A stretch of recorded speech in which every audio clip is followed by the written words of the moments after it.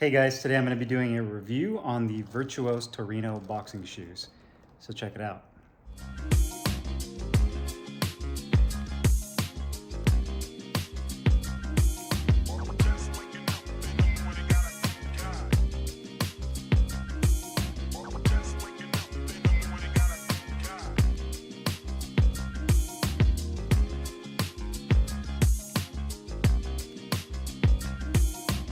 Hey guys, Carlo here, and today I'm doing a review on the Virtuos Boxing made in Italy Torino low top boxing shoes. I got mine in the Toronto colorway, which is all white with red.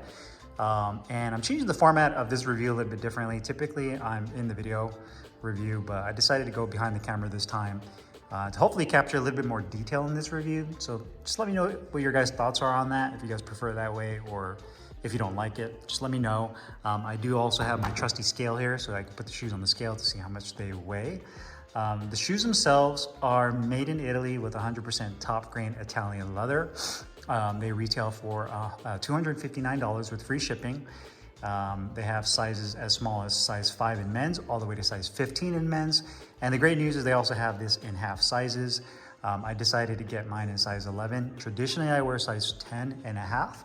But I do have wide feet, particularly in this part of the shoe. So I went a half size up just to be safe, and they fit me very well. So if you do have wide feet, I'd recommend going a half size up. If you have regular size feet, just stay true to size and get the size that you typically would wear. One great thing about the shoe as well, outside of the aesthetics of the shoe, is that they do have removable insoles. The insole itself, I'd say, is about a ½ inch in thickness, of kind of the soft closed cell foam padding. It does have kind of like this faux suede material. It says Virtuos Italy Boxing. If you want a little bit more support, or if you feel the shoe is a little bit too loose, you can always put in your own custom orthotics, a thicker insole with gel inserts, whatever it may be, Dr. Scholl's, whatever, and you can slide them in there and have your own insole to give yourself a little bit more support and comfort. Now the shoe themselves, let's see how much these weigh. Let me go ahead and throw the insole back in there. The left shoe is right at 15.4 ounces. And keep in mind, the shoes are made of genuine leather. So when you pick them up, compared to 15.4, so they're exactly on the same 15.5, for pretty much the same exact weight. So they're pretty much the same weight as each other, which is great. But you'll notice compared to like Nike, Adidas, some Title boxing shoes, Adams boxing, they're definitely heavier. So if you're looking for something that's very lightweight, you're not going to get it with this particular shoe. Now, if you're looking for something that's more luxurious, uses really premium quality leather, has more of like an old school with new school feel to it, then this would probably be right up your wheelhouse. But again, they're not the most lightest boxing shoes. So let me go ahead and pop those out real quick. Starting from the top on the upper, you'll notice that they incorporate leather all over. Really, the only area where they utilize synthetic is going to be on the tongue and the little panels right here that uses a mesh fabric right there.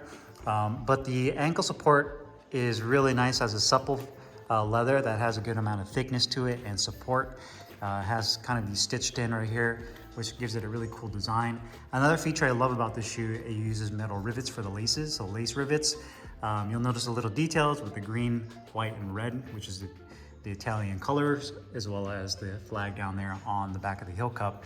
You have the V that's stitched in for Virtuos. So again, little details that, you know, kind of create the big picture. You also have the V for Virtuos that's stitched on. So that's an additional piece of leather that they stitch onto the side panel. Flat red laces that goes through that. So functionality is there. I love the metal rivets compared to just when a company pokes a hole through the leather, because oftentimes when they do that, the laces don't run as smoothly when you're lacing the shoes up. And I know it's very minimal in terms of the big picture, but you know, when you're at the gym and you're trying to put your gear on, you know, every little second does help when you're trying to gear up and start your training, especially if you're really crunched for time. So having these lace rivets right here really helps the laces to move smoothly when you're trying to tighten up the shoe. The toe box itself feels good. It's not ultra hard. I mean, it's stiff enough, obviously, from the leather, but it does have a good amount of support. The heel cup as well has a good amount of support down here on the heel cup, so it feels supportive. Rotating the shoe around, pretty much the same design the other side. You see that I probably hit my feet together when I was training, so a little bit of the dye from the red kind of rubbed off on there. But they're boxing shoes. They're gonna get dirty eventually, especially if they're white. I mean, it's not a matter of if, it's a matter of when. And you can see next to each other, the shoes look pretty much identical. I think they look super sharp. When I picked these up, I decided to go with the white and red. I thought that would look the best. I mean, they had dark brown, all black. It's really up to you. It's your personal preference. You'll notice that the tongue is very well padded, native leather as well. You have that sticker in there, and the bottom has kind of like a stitched in, it's almost like a canvas type material, and the inside is also lined with leather too. One thing I noticed is my feet got a little bit hot in these shoes because of the leather. So it's not as breathable as some of the other lightweight boxing shoes, but again, you're kind of getting a trade-off with quality and longevity compared to, you know, the lightweight and functionality. You also have, I don't know if this is plastic. I want to say that's a metal V that's stitched into the tongue. So, and that's in gold. So again, it looks really sharp. You know, it definitely has that Italian feel to it. The leather itself is ultra premium. It feels nice. It looks great. And they just feel like they're really built, you know, well built and built to last. The outsole, so putting it on here, you'll notice has kind of a herringbone pattern. It does have a non-slip rubber outsole. It says made in EU, made in Europe, size 44, which is European sizing. You also have the V that's imprinted on the sole. You'll notice too here, this is a little bit more on the flat side when it comes to the sole. It doesn't have that pinch, that bottleneck pinch point that you'll notice with some boxing shoes with that. It also doesn't have a rolled up sole. So some shoes like the Hyper KOs, like right here on this portion and on this outside portion, has kind of that rolled up sole that kind of comes to the outside edges, where this is more of the old school style, much more flat in terms of the sole. The thickness, I'd say, is about almost an inch right here on the heel, and it kind of narrows out to about a quarter of an inch towards the front of the toe where the ball of the foot is. And again, really the only support you're gonna get is from this hardened rubber and the insole. So if you're looking for something that you wanna do more conditioning training, that's gonna be a little bit more high impact on your joints, I would recommend one of two things. Either getting yourself a different insole, replacing this with something more supportive and more cushion, so you reduce the stress on your lower back and on your legs and your knees, or just use completely different shoe.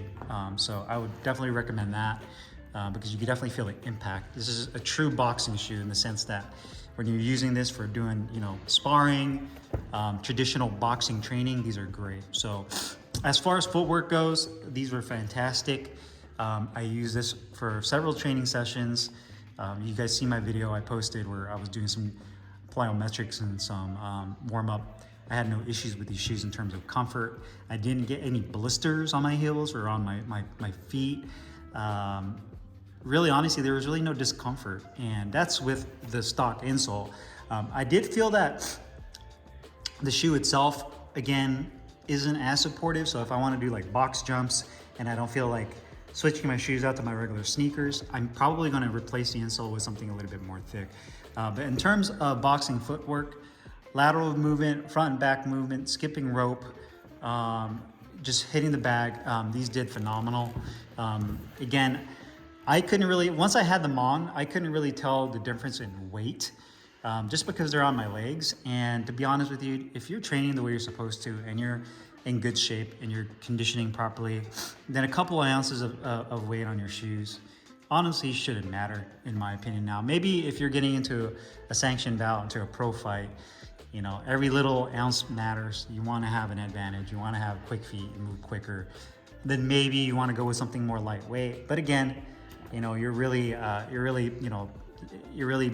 pulling hairs apart in that instance where you're really just kind of being nitpicky about it. But outside of that, the shoes have done phenomenal. They've held up well. I mean, you can see the craftsmanship on them. There's the one with the insole on the inside.